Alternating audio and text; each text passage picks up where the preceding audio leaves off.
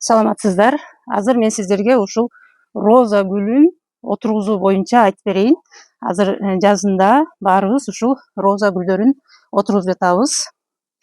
Роза гүлдөрүн эрте жазда тоң кетери менен отургузсак, биздин гүлдөрүбүз жакшы өнүп өсүп кетет да. Ал эми күн ысык маалда отургуза турган болсок, анда кичине тамыр алып кетишине кыйыныраак болуп калат.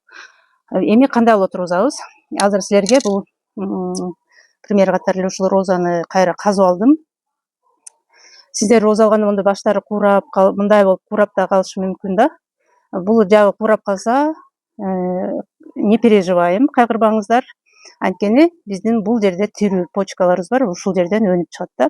Анан розабыздын тамыры момундай чоң болгонун аласыздар. Ошол бойдон отургузбайбыз тамырын, сөзсүз түрдө отургузар да. Розанын майда тамырларын жана ушундай жоон тамырын дагы ушундай кылып секатор менен кесип, мондай кылып картабыз сөзсүз түрдө.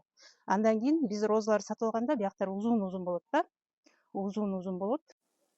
Анан ошол жагын узун бойдон дагы отургузуп койбойбуз.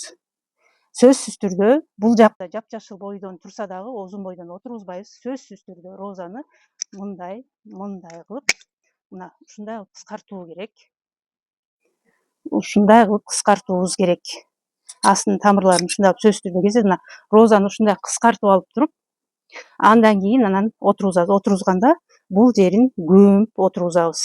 Мынакей, ушул жерин көмүп туруп отургузабыз. Ошондо биздин розабыз туура өскөн болот.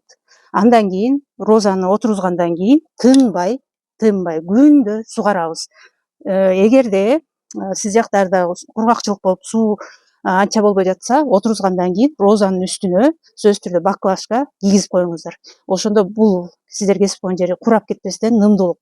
Бул жерде парник болуп турат дагы, жакшы өсүп чыгат. Качан биз парникти алабыз? Почкалар өсүп, жалбырактар толугу менен өнүп чыккандан кийин гана акырындан парникти алып коебуз. Ага чейин алабыз. Розаны отургузгандан кийин унутпаңыздар, сөзсүз түрдө күндө суу болсо дагы сугара беребиз.